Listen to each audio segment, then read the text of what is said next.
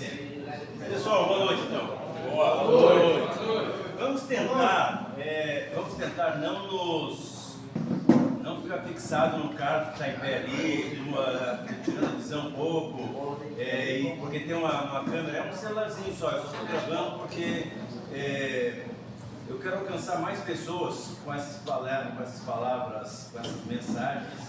Na segunda-feira eu vou ver se eu consigo fazer isso. E, enfim, mas você não precisa ficar preocupado porque a câmera está virada para mim. Existe um troço no Brasil que eu não sei se você sabe o que é LGPD, né? A Lei Geral de Proteção de Dados. Então a tua imagem é protegida por lei. Por isso, quando você chega no CN, você tem que assinar um papel dizendo que autoriza, e se não assinar, não autoriza a divulgação da tua imagem para Facebook, para isso e aquilo. Mas essa câmera está virada para cá, então não tem problema nenhum. Hoje eu quero trazer um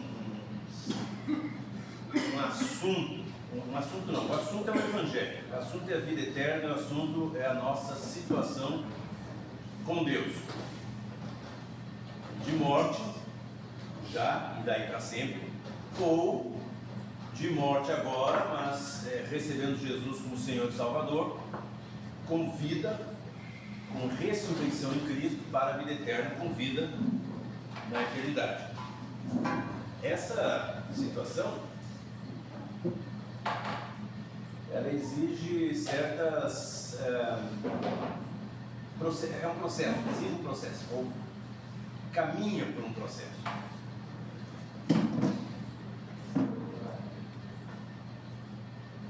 Então, repetindo o velho bordão, que não é ofensivo, que na verdade ele é uma realidade dentro dessa casa e de muitas outras. E talvez um pastor também poderia dizer isso, um pastor dessas igrejas locais também poderia dizer isso. Um bordão daqui do Serene, que é, daí a equipe falando, sabemos sempre por que alguém sai, sempre sabemos que alguém foi embora. Mas por que vem é um mistério. E aí, de novo, né, esse bordão se explica porque aquilo que é declarado quando a gente vem nem sempre é a nossa verdade, mas é um discurso. Só que Jesus diz que vocês vão, ele disse para os judeus que creram nele, se vocês, tem um ser bem grande, tá? Se vocês permanecerem na palavra, minha palavra, vocês serão verdadeiramente meus discípulos e daí conhecerão a verdade e a verdade libertará vocês. Então não adianta o seu discurso para te libertar. A liberdade vem pela verdade. E Jesus disse, em outra ocasião, na passagem, que eu sou o caminho, a verdade e a vida. Então sem Jesus não tem salvação. E não adianta um discurso para cima de Jesus. Tem de ter uma submissão, um arrependimento. Falamos semana passada, acredito, que lembrem, que Jesus vem com um discurso assim como João Batista e Paulo. João Batista, um profeta do Velho Testamento, Jesus, o Evangelho, e Paulo, o último dos apóstolos. Então, João Batista representando todos os profetas, Paulo representando todos os apóstolos, e Jesus, que é o Evangelho, os três com o mesmo discurso básico que a Bíblia relata. O reino dos céus está próximo, ou é chegado, arrependei-vos e creio no Evangelho. Essa é a mensagem de Deus para as nossas vidas. E isso às vezes encontra eco ou não encontra. Tem retorno em nós ou não tem. Mas o fato é que nós, assim como os judeus do tempo de Jesus viviam numa teocracia monoteísta e de um Deus conhecido por eles, pelo menos que eles achavam conheciam, que era o Yahvé, Deus de Abraão, de Isaac e de Jacó. Então o judeu era um cara que tinha uma cosmovisão, uma religiosidade voltada para agradar o Deus de Abraão, de Isaac e de Jacó. Essa era uma cosmovisão, isso era vamos dizer assim, isso era um estilo, isso era uma maneira de raciocinar, de pensar. Mas não quer dizer que o judeu da época de Jesus era um cara que estava disposto a viver debaixo dos ditames de Deus, das orientações de Deus, dos mandamentos, por exemplo, os 10, principalmente. Isso não é diferente hoje também. Por isso que o texto bíblico é tão interessante, porque esses textos bíblicos que nós temos lido aqui, no Novo Testamento, eles têm cerca desses 2.500 anos de escrita, perdão, desses 2.000 anos de escrita, 2.500, já tirei, não sei dar 1.500, né? Cerca de 2.000 anos de escrita, e eles são atualíssimos. E por que são atualíssimos? Bom, primeiro que a palavra de Deus se renova, é uma palavra viva. Mas também são atuais porque o homem não muda nunca. Tanto que o escritor de Eclesiastes diz que não tem nada de novo debaixo do céu. Não há nada de novo na face da terra. O que vai ser é aquilo que já foi. E o que é aquilo que também já foi. Então as pessoas também não têm novidade, não apresentam novidade no seu comportamento. A humanidade não apresenta novidade. Se infla dizendo que é assim, que é assado, que fez, aconteceu, que progrediu aqui, progrediu ali, e descobriu tal coisa, mudou não sei o que, fez uma revolução que agora deu liberdade para as pessoas, mas a situação de vida de cada um de nós e do todo social, da humanidade nesse planeta, é igual desde que Deus colocou aquele primeiro casal no mundo, que é Adão e Eva. E essa coisa nunca mudou. Sempre às vezes mudando para pior, mas mudando para pior certas circunstâncias, mas na essência sempre a mesma coisa. Sempre o homem morto, afastado de Deus e se vangloriando de estar encontrando o caminho. Em cada geração encontra o caminho, mas nunca sai do mesmo lugar. É igual o Minotauro no labirinto, né? Nunca sai de lá, mas pensa que mas é um caminho. O cara tem que ficar no labirinto, ele está passando daqui para lá, são caminhos que ele acha, mas ele nunca acha a saída. Jesus disse também: eu sou o caminho e a verdade é a vida. Fazer uma aplicação para nós de um texto bíblico, são 3 textos bíblicos, contando a mesma coisa, contando o mesmo fato. 3 evangelistas, Mateus, Marcos e Lucas, escreveram a respeito de um jovem rico. Em algumas versões mais antigas, o títulozinho desse texto é O Mancebo de Qualidade. Mancebo de Qualidade. Em outros é O Jovem Rico. E nós vamos ver até porque que o cara, em alguma edição da Bíblia, algum editor colocou lá o títulozinho desse pedaço do texto bíblico como O Mancebo de Qualidade. Claro, ele se achava um cara de qualidade, né? Mas vamos assim, me perdoe, tá assim, óbvio, eu vou ter que dar umas, talvez, tropeçadas aqui, mas eu quero fundamentar o nosso trabalho, discorrer melhor, baseando no Evangelho de Marcos, no capítulo 10. Então, se você quiser abrir sua Bíblia, é o segundo Evangelho, é o segundo livro do Novo Testamento. Marcos, capítulo 10, a partir do versículo 17 até o 22, o evangelista aqui narra o que aconteceu. Gente, isso aqui não é parábola, não é uma daquelas histórias que Jesus contava, que ele tirava do cotidiano, que ele inventava da mente dele, histórias para ilustrar verdades espirituais que ele queria trazer para o povo. Isso é fato. E esse fato é muito interessante para nós avaliarmos, porque me parece que isso também é fato, pelo menos em 2024. Pelo menos em 2024. Eu estou vivo nesse mundo há 62 anos, me parece que isso é fato há pelo menos 62 anos. Porque a gente não muda, as pessoas não mudam, o ser humano não muda. Então vamos lá, Marcos 10, de 17 a 22. Eu quero dizer, eu não estou dizendo que o indivíduo não muda, mas eu estou dizendo que a humanidade não tem dado mostra de mudança, isso que eu quero dizer. Tá? Não vamos confundir os conceitos. O pregador falou que o ser humano não muda, então não tem esperança para mim.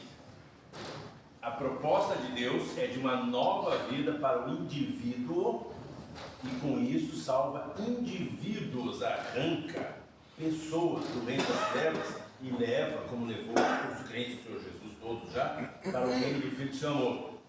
Mas a humanidade mantém-se do mesmo jeito. E do jeito que está aqui, vamos lá. Marcos 10, 17. Ora, ao sair para se pôr a caminho, sair de algum lugar para ir caminhando para algum lugar, está falando de Jesus. Correu para ele um homem, o qual se ajoelhou diante dele e lhe perguntou: bom mestre, que que hei de fazer para herdar a vida eterna? Respondeu-lhe Jesus: por que me chamas bom? Ninguém é bom senão um, que é Deus. Sabes os mandamentos: não matarás, não adulterarás, não furtarás, não dirás falso testemunho, a ninguém defraudarás. E por último Jesus falou: honra teu pai e tua mãe. Ele, porém, lhe replicou: mestre, tudo isso tenho guardado desde a minha juventude. Jesus, olhando para ele, o amou e lhe disse: uma coisa te falta. Vai, vende tudo o que tens, ou tudo quanto tens, e dá-o aos pobres, e terás um tesouro no céu. E vem, segue-me. Mas ele, pesaroso desta palavra, retirou-se triste, porque possuía muitos bens.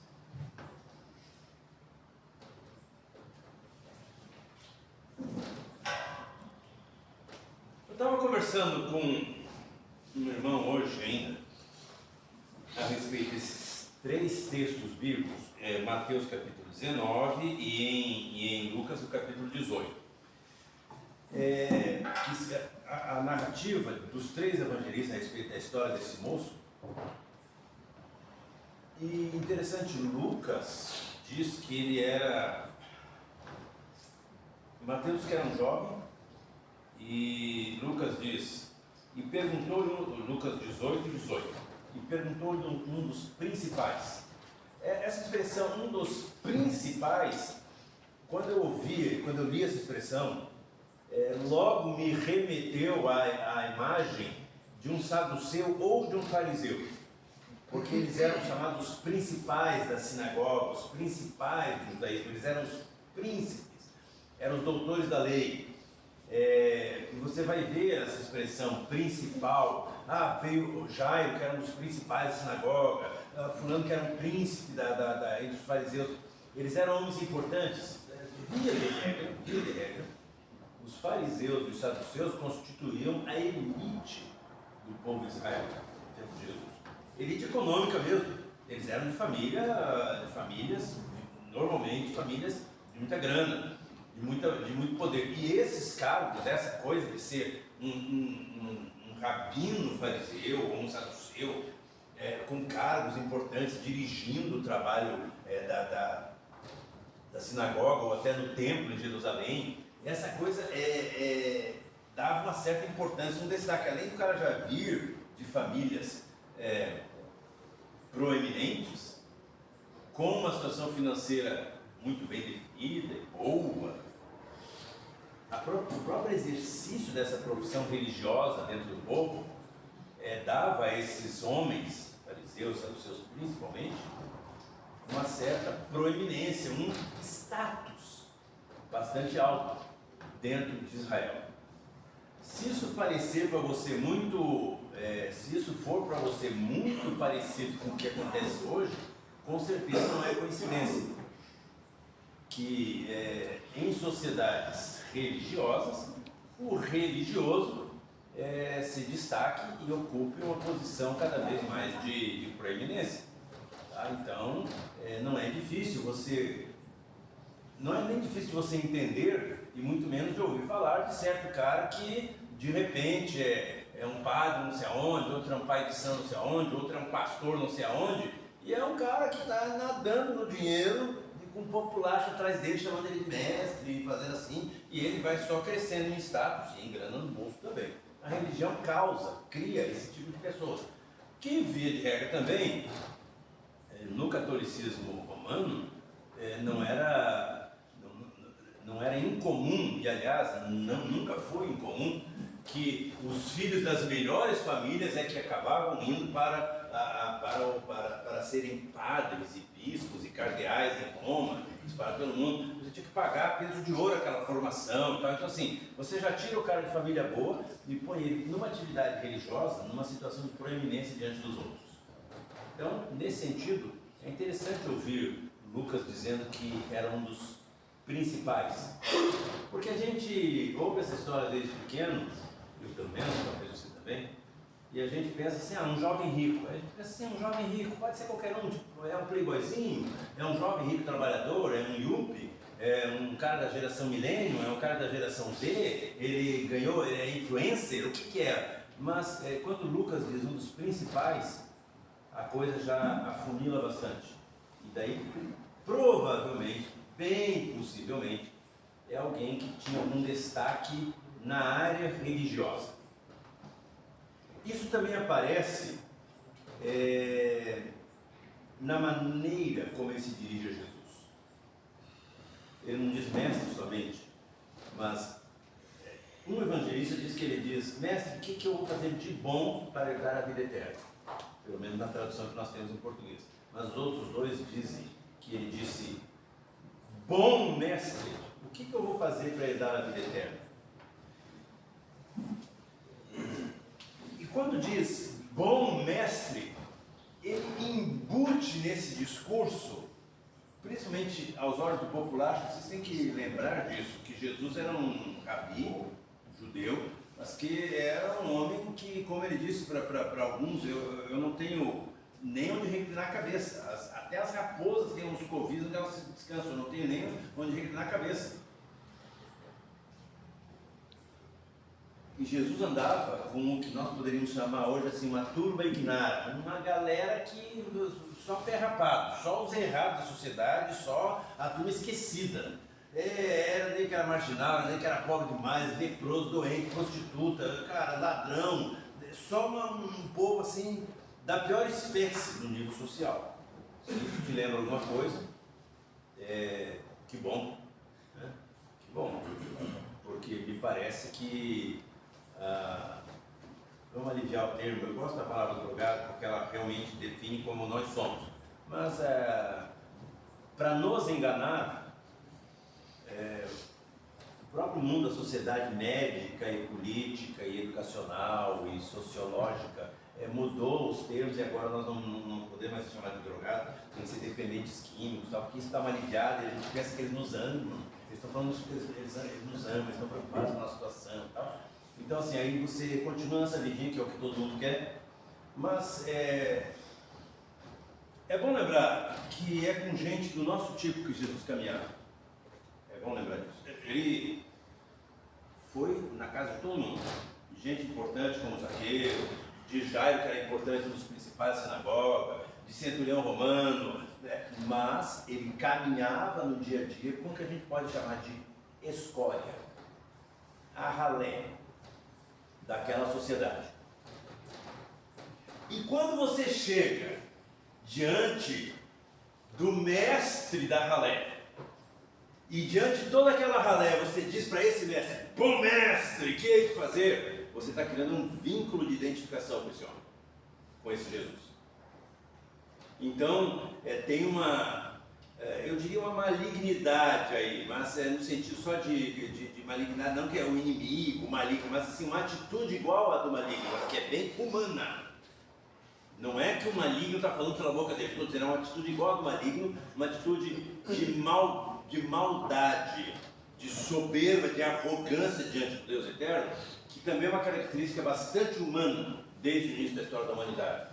Olha para Jesus e ao invés de dizer: tem misericórdia de mim, pecador, ou ao invés de dizer como os leprosos: Senhor, nos cura da lepra, ou ao invés de dizer como cego: Senhor, eu quero ver de novo, porque eu sou cego. O cara olha para Jesus assim: Jesus, cá entre nós, os bons, como é que eu faço para herdar a vida eterna?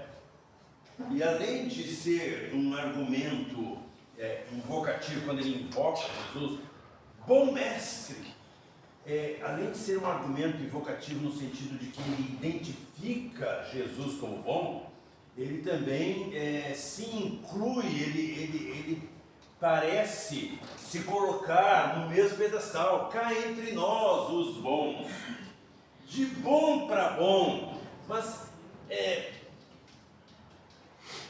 essa mesma pessoa que falou comigo hoje, ele disse: você tem que tomar cuidado quando você faz uma pregação expositiva, porque você não pode dizer coisas que não estão no texto, porque a Bíblia tem, a palavra de Deus tem uma condenação para aquele que acrescenta coisas ao texto.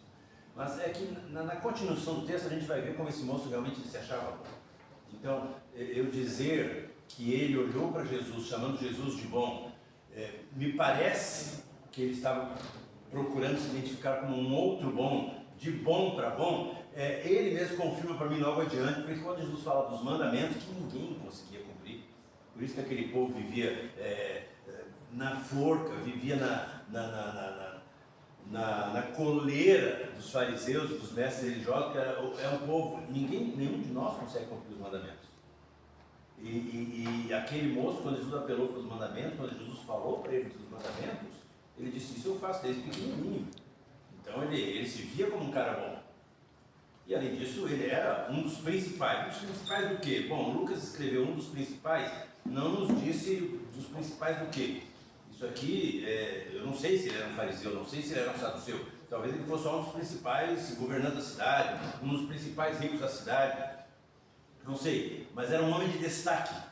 E esse homem de destaque chega diante de um mestre, Jesus, mesmo que andava com uma malta atrás dele, mesmo que andava com uma ralé atrás dele, do ponto de vista social, estou falando, e econômico também, Jesus era tido como um líder, um rabi, por isso ele inclusive era respeitado e temido. Por causa do povo que seguia Jesus, Jesus era temido até pelos fariseus. Eles articulavam a morte dele, mas eles faziam tudo assim, o troço tentar ser escondido, porque eles tinham medo do povo. Então Jesus tinha esse prestígio. Então esse moço, ele chega e diz para Jesus: eu sou bom, mas eu queria saber o seguinte, eu tenho, até pelo conhecimento bíblico que eu tenho, pelo conhecimento da lei, dos profetas, e por toda a exegese, os estudos que eu faço, eu sei que a gente precisa de alguma coisa a mais para herdar a vida eterna. E você vem falando com o povo de vida eterna. Talvez você saiba me dizer como é que se faz para chegar lá. Eu queria ouvir você, porque até eu faço discurso também e tal. Claro que isso aqui eu estou me referindo, agora estou colocando, né? Mas eu imagino que seja um cara que se era um religioso praticante no nível que era chamado de um dos principais, era um cara que tinha uma vida de sinagoga.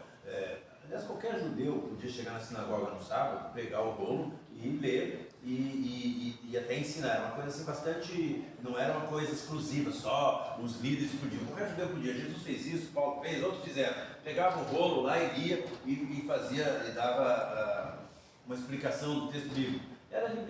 Isso era livre no tempo nesses tempos bíblicos, nos tempos que nós estamos falando agora, do ministério de Jesus. Então esse moço talvez ele vem e se coloca diante de Jesus como alguém que tem um certo cabedal, um certo conhecimento.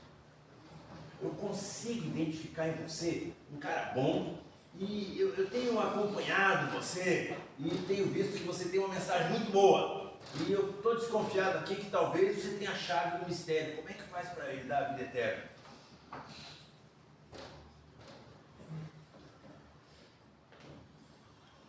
A minha pior, o meu maior tormento para trazer essa mensagem hoje foi conversar com alguém que me disse: você não pode colocar no texto o que não tem lá. E a intenção de uma pessoa que não está escrita, porque às vezes diz assim: os saduceus vieram para Jesus para pegá-lo em flagrante, para tentá-lo, criar tal armadilha. Então, se o evangelista escreveu, a revelação de Deus era assim. Mas qualquer outra pessoa que chega para Jesus e fala uma coisa, mesmo que eu ache que o cara veio para fazer alguma patifaria, não atrás da verdade, eu não posso dizer se a Bíblia não diz. E eu fiquei pensando, mas é óbvio que uma coisa esse homem não queria. Me parece óbvio, não é óbvio, me parece óbvio que há uma coisa que esse homem não queria. Há uma coisa que eu acho que esse homem não queria saber. Qual era o caminho para a vida eterna? Mas como assim? Se ele perguntou para Jesus, como é que eu faço? O que eu devo fazer para herdar a vida eterna? Como é que você vem dizer que o cara não queria? Porque tem uma pequena diferença, e ela é decisiva nas nossas vidas, entre querer e querer. Há um ditado bastante humanista entre nós que diz: quem quer faz e quem não quer arruma uma desculpa. Não é esse o ditado? Quando nós queremos alguma coisa, quando nós queremos mais um pouco de droga, nem que seja 4h35 da manhã e o cara diz para nós que se aparecer na casa dele de novo, ele vai dar um tiro. Mas nós vamos. Nós batemos na porta dele, damos um jeito de inventar uma história, para ver se a gente arranca mais alguma coisinha dele. Porque é aquilo que nós queremos naquele momento. E ninguém detém um cara obcecado, ninguém detém um cara obcecado mesmo, uma obsessão, um cara que está pilhado em fazer alguma coisa. Seja matar alguém, seja assaltar algum lugar, seja pegar uma droga às 5h30 da manhã, já está tudo claro, os carros da polícia não precisam mais nem da coisa de nada, já estão olhando para a rua e vendo, pegando movimento, e o cara está lá na porta do outro enchendo o saco, porque o que ele quer está bem claro na cabeça dele, está fazendo todo o corpo dele ferver na direção daquilo. Então esse moço chega e diz assim, e aí eu fiquei batendo com isso e falei, pois é, mas se não está no texto bíblico, mas aí eu acho fantástico que, como a gente sabe, vocês sabem, né, que eu não sou Deus, eu espero que vocês saibam. Eu sei que eu não sou Deus, mas eu sei que Jesus é Deus. Jesus é homem e Deus, está aqui um mistério, porque ele é totalmente homem e ele é totalmente Deus. E em Mateus tem uma expressão maravilhosa, porque daí o cara não está lidando com um bobo, ele está lidando com o mestre, com o rei dos reis, com o senhor dos senhores, com Jesus. E eis que se aproximou dele, Mateus 19:16, eis que se aproximou dele um jovem e lhe disse, mestre, que bem farei para conseguir a vida eterna? Respondeu-lhe ele é Jesus, por que me perguntem sobre o que é bom? Que bem farei, e que farei de bom? Por que me perguntas sobre o que é bom? Um só é bom. Mateus 19:16-17, e diz, um só é bom. Agora olha Jesus, mas se é que queres entrar na vida, guarda os mandamentos. Eu não posso dizer que aquele moço foi com aleivosia, com falsidade atrás de Jesus saber sobre a vida eterna. Mas uma coisa eu posso saber, o querer dele, se é que existia, era um querer que logo vai se mostrar um querer fraco, um querer que não é querer, é só um querer, não é um desejo, não é uma motivação, não é uma ansiedade, não é uma necessidade existencial isso de ir para a eternidade com a vida eterna garantida. É só um querer. Isso vai se apresentar no texto ainda. Mas antes que se apresente no texto como um resultado, porque você não pode esquecer que João Batista, quando os fariseus iam atrás dele, e os saduceus, os líderes do povo, para serem batizados no deserto, ele dizia, vocês são massa de víboras e eu não vou batizar vocês antes que vocês produzam frutos dignos de arrependimento. Então, como assim?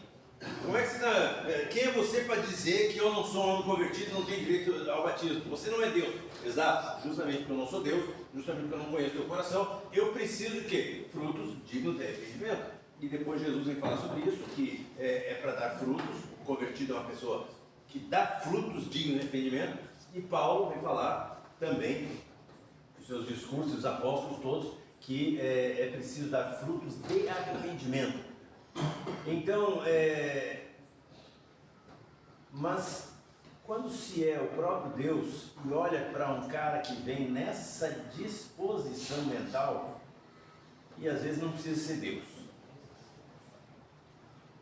Sendo Deus, você já sabe, mas mesmo não sendo Deus, você pode olhar para o cara e dizer assim, olha, tem certeza que é o que você quer? Bom, vamos fazer assim. Primeiro, só existe um que é bom, que é Deus. Quando Jesus disse isso, Jesus não estava tirando de si o rótulo de bom. Jesus é Deus, por isso ele é bom. E ainda Jesus, como homem, nunca cometeu pecado. Jesus é aquele homem que nunca cometeu pecado, sendo perfeitamente humano, e morreu pelo pecado dos outros, do nosso. Então é um homem que, de acordo com a lei, é bom. Mas quando Jesus diz para aquele moço, só tem um que é bom, que é Deus, e Jesus é Deus, então ele não estava retirando o que o moço falou a respeito dele. Jesus não podia negar que ele é bom, porque ele é Deus, mas ele disse, só tem um que é bom, que é Deus. Mas o moço não entendeu. Quando fala de Deus para o judeu e até hoje para nós, é um cara mais velho que está lá em cima. Tem Deus, tem Jesus e tem o Espírito Santo. Ninguém lembra que Deus é o Pai, o Filho e o Espírito Santo. Mas, enfim. Mas Jesus estava chamando a atenção daquele moço para uma coisa. Não me venha com esse papinho de bom mestre. O que eu vou fazer de bom? Ele diz assim, como assim? Quem é você para falar naquilo que é bom? Em Mateus ele diz assim, por que me perguntam sobre o que é bom? Porque em Mateus diz que ele diz, que bem farei para herdar a vida eterna? O moço perguntou dessa maneira para Jesus, segundo escreveu o evangelista Mateus. E aí Jesus diz assim, cara, quem é você? Por que você está me perguntando sobre o que é bom? O que você conhece de bom? O que você conhece sobre bom para me fazer esse tipo de pergunta? Vocês lembram, obviamente, né, da Covid-19, explodiu no mundo em 2020. Mas, apesar de que existia no Lysol, eu vi, isso eu sei, mas aí, apesar de que já existia esse coronavírus, já estava rotulado, conhecido, tinha Lysol de 2018, que o rótulo falava que o Lysol era bom contra coronavírus, então não é uma coisa nova que apareceu em 2020. A Covid, que é coronavírus doença, por isso que ficou o nome Covid em inglês, a doença do coronavírus, explodiu em 2020. E aí, o que acontece, meu amigo, é que aqui no Serene, por exemplo, só aqui no Serene, por exemplo, que eu tenho formação jornalística, teológica e estava fazendo assistência social. Eu tinha que discutir com os meus colegas sobre Covid. Tinha cara formado em teologia, tinha gente formada em administração, tinha cara formado em psicologia. Ninguém entendia nada de vírus, ninguém entendia nada de saúde, de endemia, ninguém entendia nada de plano de saúde, nada. E daqui a pouco, numa salinha ali, todo mundo falava sobre tudo. E dava solução, e dizia, tem que fazer isso, tem que fazer aquilo. Mas isso é meia culpa que eu estou fazendo, da minha salinha. Ou pelo menos da salinha onde eu estava, com o colega. Mas no mundo inteiro todo mundo falava. Idiotas que não sabiam nem a diferença entre vírus e bactéria estavam dando palpite sobre o que fazer para deter o coronavírus. Se você tem isso bem claro na sua mente, como eu tenho na minha, sobre a montanha de bobagem que se falou sobre um momento tão sério e grave para a humanidade, sobre um assunto tão sério e grave, você vai ter uma ideia do que Jesus está falando para esse moço. O que eu vou fazer de bom para ele dar a vida eterna? Jesus diz assim, como assim que você vem falar de bom? Você não sabe o que é bom. Bom, amigo, só tem um, que é Deus. E sendo Ele o único bom, é o único que sabe o que é bom.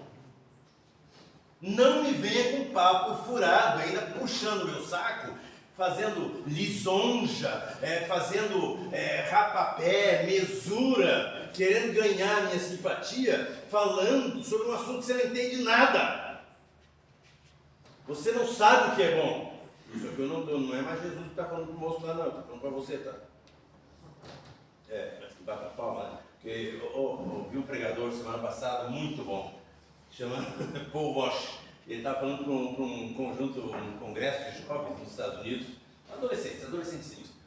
Esse homem já está com uns 80 anos, talvez, isso já tem uns 30 anos esse discurso dele. O George Bush, que é presidente da República, para vocês terem uma ideia. É um videozinho bem velho que foi resgatado. E quando ele falou a primeira frase bombástica, todos aqueles adolescentes, ele falou assim, por que vocês estão me aplaudindo? Eu estou falando de vocês. Ele falou uma situação absurda, grotesca, sobre religiosidade, sobre falso cristianismo, tudo isso, todo mundo aplaudiu porque ele fez uma frase de efeito. Ele falou, eu estou falando de vocês que estão me aplaudindo por quê? Foi isso que Jesus disse para aquele moço, é isso que Deus está falando nessa noite também. Cuidado com o que você chega aqui diante do terapeuta ou diante do Serene, porque eu não estou mais aqui no dia a dia. Eu não estou. Mas um dos motivos de eu não estar também tem a ver com o fato de repente eu cansei um pouco de vir todo dia para ouvir cara que só cheira pó, fuma pedra, fuma maconha, mata a mãe, bate no pai, faz um rolo, assalta. E quando chega num lugar como esse, que daí este lugar é um lugar cristão, regido pela palavra de Deus, o cara tem um discurso igualzinho do terapeuta com quem ele vai falar. Ele sabe tudo e ele só falta pregar para o terapeuta. Senta diante do psicólogo e faz todo um apanhado psicológico e sociológico, não sei o que, faz todo um discurso e entrega para o outro. Mas, tá, então, você entende disso ou você entende de droga? Porque enquanto você achar que entende de cristianismo, enquanto você achar que entende dos atributos de Deus e da santidade de Deus, enquanto você achar que entende de abstinência, você não vai ter condições de sair da tua vida de pecado e da tua dependência química. Porque você precisa reconhecer a tua maldade, o atoleiro onde você está enfiado, cometendo, só fazendo o que é mal, e perguntar para alguém, como é que eu me livro dessa maldade que eu carrego? Um mestre, um dos principais, não sei um mestre, mas um dos principais, um menino com boa grana, diz que é um rapaz aqui em Mateus, um jovem e tal, com muita grana, um dos principais, um cara de boa família, que conhece e cumpre os mandamentos desde pequenininho, sabe, pela leitura da Torá, pela leitura dos profetas, pela leitura da lei, sabe que a ideia que Deus tem do homem é de que o homem é mau, e de que toda a ação de justiça do homem é como um trapo de imundície. Sabe que, como o salmista disse, nada de bom está em mim, e nada de bom vem de mim, porque eu não tenho nada de bom que te apresente. Mas eu te peço por misericórdia e graça que tu mudes essa minha triste existência, e a minha sorte diante de ti, e a minha realidade espiritual. Mas eu sei que nada de bom habita em mim, porque já a minha mãe me concebeu em pecado, e eu fui gerado em pecado. Então eu sou o pecado. Mas a gente chega e já sabe das histórias todas, já sabe da solução, já conhece a Bíblia, já dá discurso, já quer conversar com o outro no mesmo nível de igualdade. Gente, em termos de valor, principalmente para Deus, que é o único ser justo, o único ser pessoal justo, é o Deus eterno. Em termos de valor, todos os homens são iguais, mas claro que não em termos funcionais. É absurdo se eu quiser me comparar com o Dr. Augusto Nicodemos, por exemplo, talvez vocês conheçam aí, pregador, bom, pastor presbiteriano, doutor em teologia, um dos maiores teólogos da atualidade no país. Eu não vou me comparar com esse homem, achar que porque eu faço umas mensagens aqui no Serene, prego de vez em quando ali, na pracinha, não sei o quê, eu não sou um teólogo, um grande pastor, um pregador. Você tem que guardar os limites. Então, assim, existem diferenças funcionais. Está lá escrito aos Coríntios, sabe? Na carta aos Coríntios, cartas foram escritas para igrejas, para pessoas convertidas. Por isso que eu nunca prego sobre cartas aqui dentro. Porque eu estou pregando, em princípio, Deus me chamou para pregar para homens que precisam de conversão, de arrependimento dos seus pecados e de fé no Evangelho. Mas, descrevendo essa situação, Paulo diz aos Coríntios que existe uma multiplicidade de dons, e esses dons geram funções. Por exemplo, o cara que ganhou o dom da palavra, ele vai ser um palestrante, um pregador. Outro que ganhou o dom do ensino, do Espírito Santo, vai ensinar. O que ganhou o dom da fé vai ser aquele cara que vai botar pilha nos outros para crer na palavra dele. Então, a gente funcionalmente, até para que a igreja funcione mesmo, pessoas diferentes ganham dons diferentes para que o corpo, uma coisa só, produza uma coisa. Então, às vezes a gente não é nem do corpo e ainda quer se posicionar como se fora. Esta é a situação desse moço. Um homem perdido, longe de Deus, que reconhece isso porque ele diz: eu preciso saber como faz para ganhar a vida eterna. Eu quero. O que eu posso fazer para ganhar a vida eterna? E aqui está o segundo grande erro desse homem. E às vezes o teu. Por isso que eu trago o texto, eu trago a toa. Primeiro grande erro: querer se nivelar com Deus, querer dizer para Jesus, nas fuças de Jesus, querer dizer para Jesus que sabe que Jesus é bom, porque, assim, eu também tenho uma boa caminhada com coisa boa, então eu consigo identificar, cara, você é bom, viu? Então, bom mestre e tal. Primeiro erro. Segundo erro: o que eu posso fazer para herdar a vida eterna? Irmão, se nós, seres humanos, se algum ser humano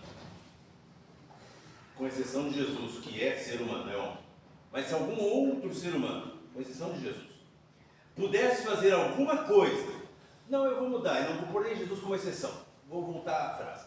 Se algum ser humano pudesse fazer qualquer coisa, uma coisa só, qualquer um desses seres humanos de toda a história da humanidade, pudesse fazer qualquer uma ação, uma única, que pudesse prover a sua salvação desse mesmo ser humano, salvação eterna, a vida eterna, Jesus não teria descido do céu para morrer como homem na cruz.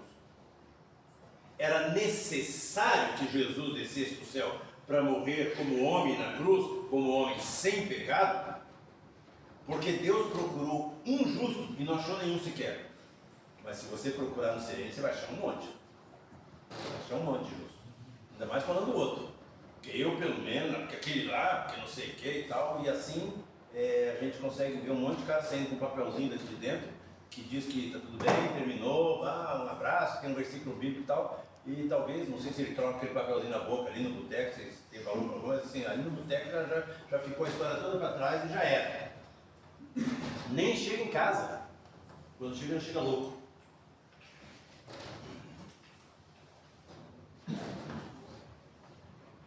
Nós não somos bons.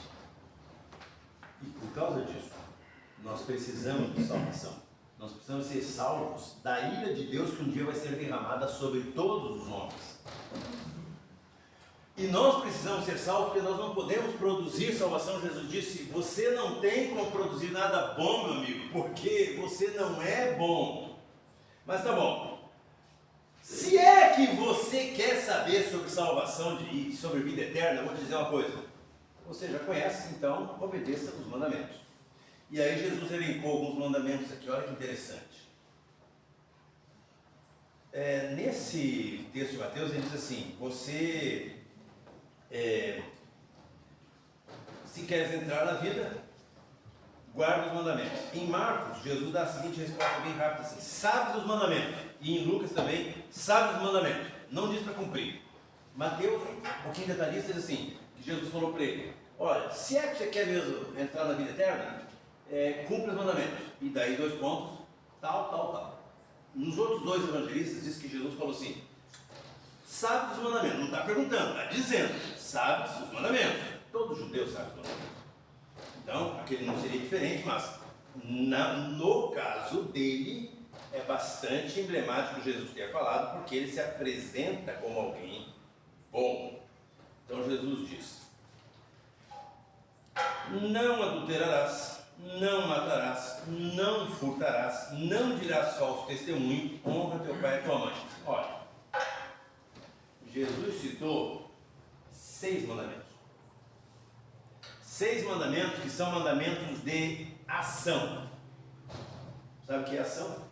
Ação é eu vir aqui e pegar esse toquinho aqui que marca o dia da semana para a mesa. Isso é uma ação que eu fiz.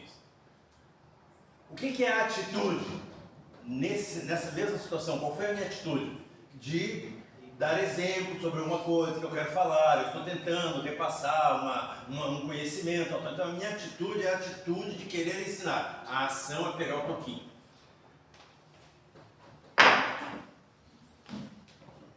Dos 10 mandamentos, os 4 primeiros falam sobre a essência que o ser humano precisa desenvolver, precisa se tornar. Não ter outros deuses diante de Deus, não fazer ídolos, não adorar os ídolos, sabe?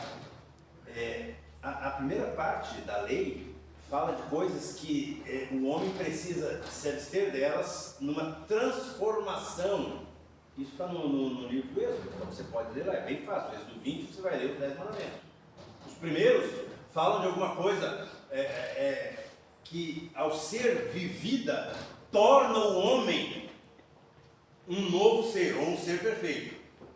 E os últimos, esses que Jesus contou, são mandamentos que dizem para o homem fazer ou não fazer tal coisa. Não matar, não adulterar, não dizer falso testemunho. Mas só é possível executar essas ações se você mudou a sua essência. E é por isso que ninguém consegue ser perfeito. Mas ainda, ele diz assim, se você quer ser perfeito, cumpre os mandamentos. Mas ele falou, Jesus ainda citou só os mandamentos do faz, não matar, não roubar, não dizer falso testemunho. E esse moço ele diz assim, mas isso é fácil, Jesus. Isso eu faço desde a minha meninice. Gente, por incrível que pareça, nós estamos vivendo em 2024. Eu digo que por incrível que pareça, talvez pelo meu envolvimento com o Evangelho, mas eu conheço também pessoas envolvidas com o Evangelho, que ainda em 2024 me dizem assim, mas eu não roubo, eu não mato, eu trabalho, eu não engano ninguém, eu vivo uma vida honesta, então o que está errado na minha vida? Bom, é bem fácil de saber, e nós vamos saber através do jovem rico, porque ele diz para Jesus, tudo isso eu faço desde a minha infância, desde a minha meninice. Então Jesus não disse para ele, você não faz isso, é mentira que você faça. Dentro de um certo legalismo judaico, é possível que aquele homem fosse irrepreensível diante da lei. Até o apóstolo Paulo, depois falando de si mesmo, quando era um fariseu, ele diz, de acordo com a lei, irrepreensível. Mas Jesus, de propósito, eu creio, não tinha apresentado para ele todos os mandamentos. E tocou numa ferida, tocou num assunto que naquele homem demonstrava a quebra do primeiro e principal de todos os mandamentos. Qual é o maior de todos os mandamentos? Amarás ao Senhor teu Deus, de todas as forças, com toda a tua inteligência, com todo o teu entendimento, só a Ele prestarás culto. Primeiro mandamento. E o segundo semelhante a este é? Não, e é o teu próximo a ti mesmo. Jesus fala, amar a Deus sobre todas as coisas, é o teu próximo a ti mesmo, e isso resume toda a lei.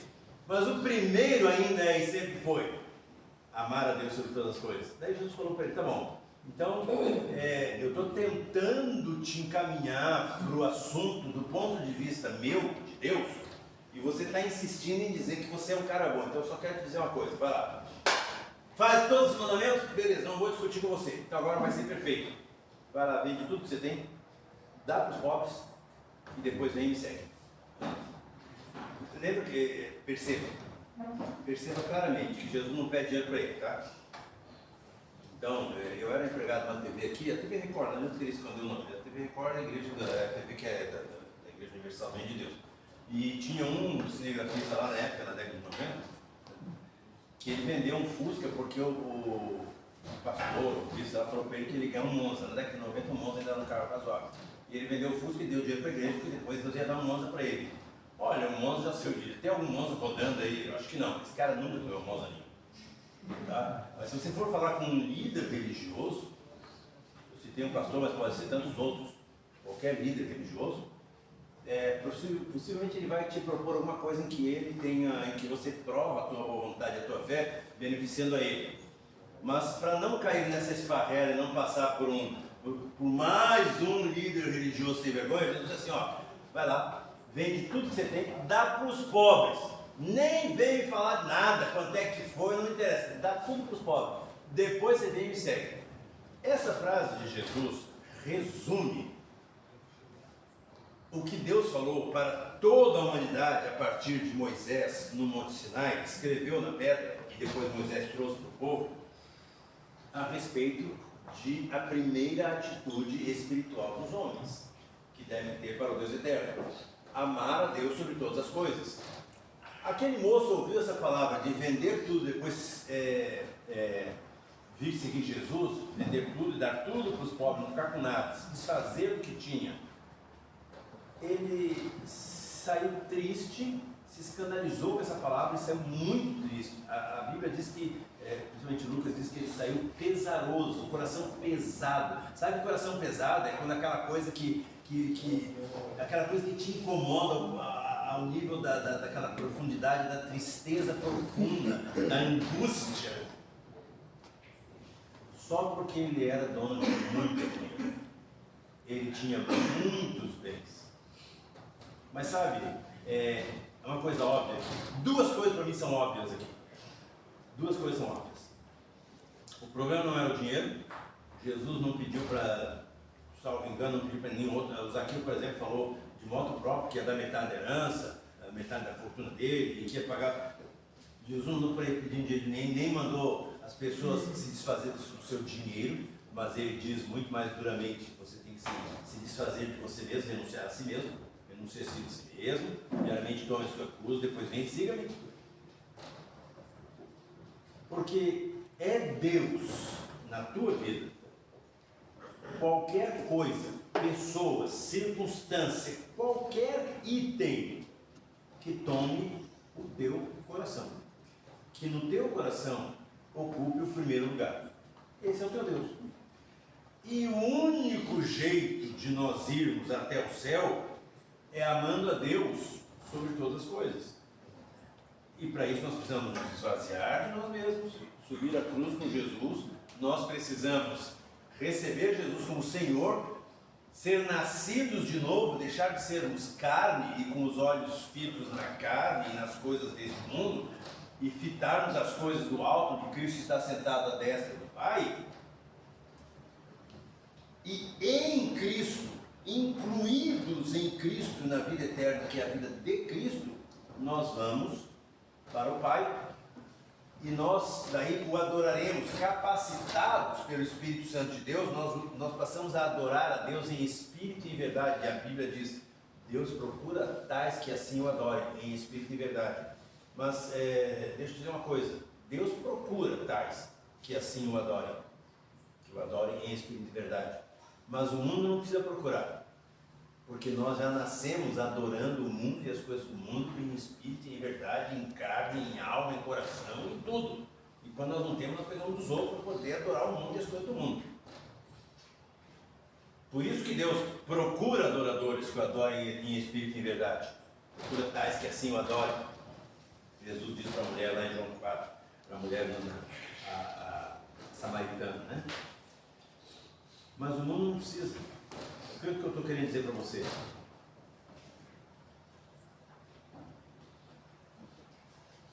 O que você vem fazendo desde que nasceu já é naturalmente uma aproximação com o mundo, e uma amizade com o mundo e uma inimizade com Deus. Isso já está tranquilo, isso já é assim. Aí quando vem uma consciência religiosa, por causa de uma cosmovisão cristã, religiosa, nós estamos no ano 2000 desde que Jesus veio ao mundo, e nós nascemos e nos criamos numa parte do mundo em que o cristianismo, a religião cristã, esse cristianismo religioso, se inseriu e criou o modo de vida, o modo de pensamento. Então nesse mundo nós achamos que nós somos cristãos, e daí nós nos preocupamos também um pouco, que a gente ouve falar de inferno, de castigo, de ter que fazer o bem, e a gente fica também às vezes chegando tão perto, chegando até Jesus, tendo o privilégio de falar com Jesus. Sabe, para os fariseus da sua época, Jesus disse: vocês escarafuncham as Escrituras, vocês esquadrinham as Escrituras, porque vocês julgam que nelas está a vida, e são elas mesmas que dão testemunho de mim, mas vós não quereis vir a mim para teres vida.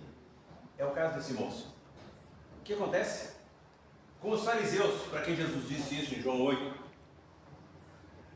vocês não querem vir a mim para terem vida, mesmo que vocês... Olha só que loucura, isso faz parte mesmo da loucura do mundo, da loucura, da nossa loucura, de uma mente doente, uma mente longe de Deus, uma mente que não consegue sanidade para fazer nada que seja direito. Disse para os fariseus: vocês escarafuncham as Escrituras porque vocês julgam que ela está vida, elas dão testemunho de mim, tá? E vocês não querem vir a mim para terem vida. Não é loucura? Perder tempo lendo a Bíblia, imaginando que ali está a vida. Mas quantos não estamos fazendo isso hoje? Quantos não estamos fazendo isso hoje aqui? Quantos não têm feito isso assim a sua vida inteira? Sempre com o biblão debaixo do braço, sempre lendo a Bíblia, sempre no culto, sempre na missa, sempre não sei o quê, sempre um discurso religioso, sempre fazendo estudo bíblico, sempre isso aqui, porque de uma maneira a vovó já ensinou e tal.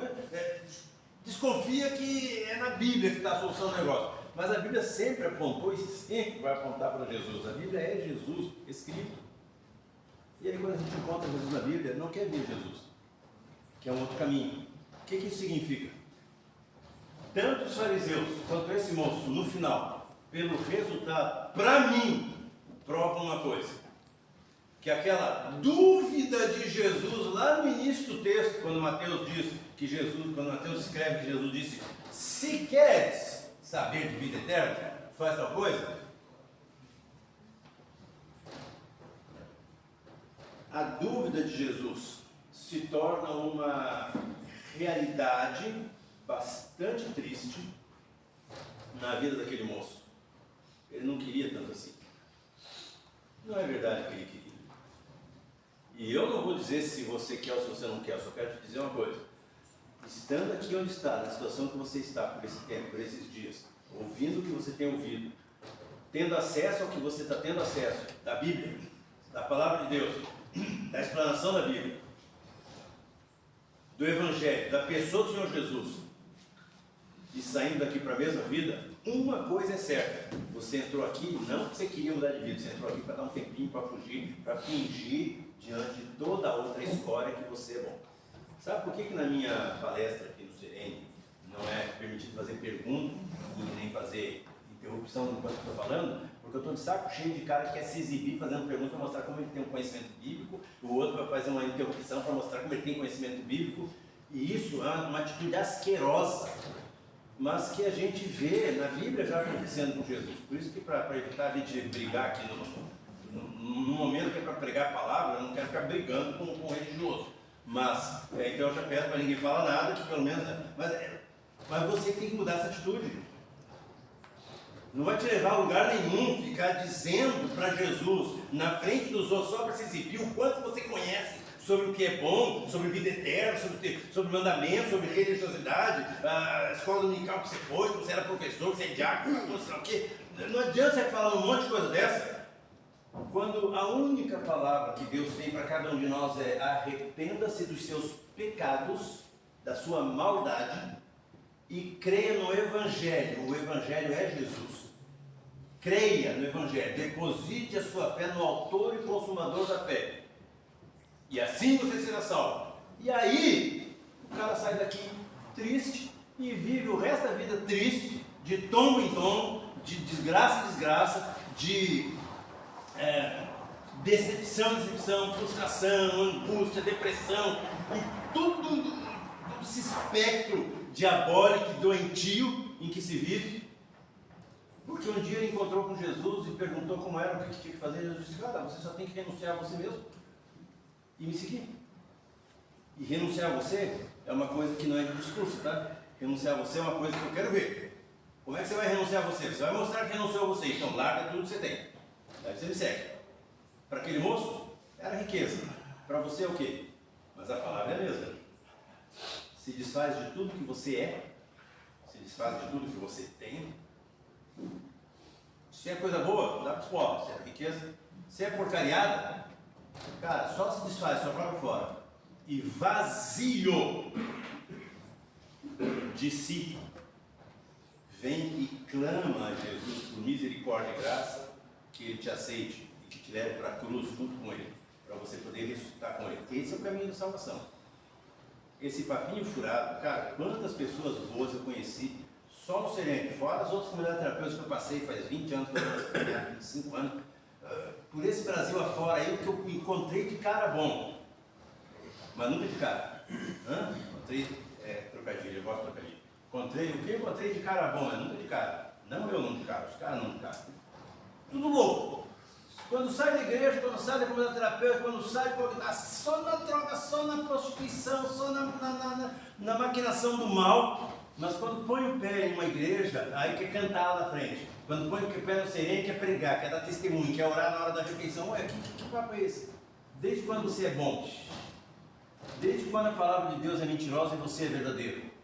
A Bíblia diz o contrário: nós somos todos homens mentirosos e Deus verdadeiro. E na verdade Deus ele diz que todos nós somos maus. E o único caminho da salvação é parar de puxar o saco de Jesus através da igreja, que é o corpo de Jesus e dos seus ministros, querer enganar todo mundo, se mostrando um grande religioso, e daqui a pouco vai dar com os burros na água. Mas vale a pena você logo sair triste e curtir tua riqueza, porque depois no inferno não vai ter nem essa riqueza para curtir, tá?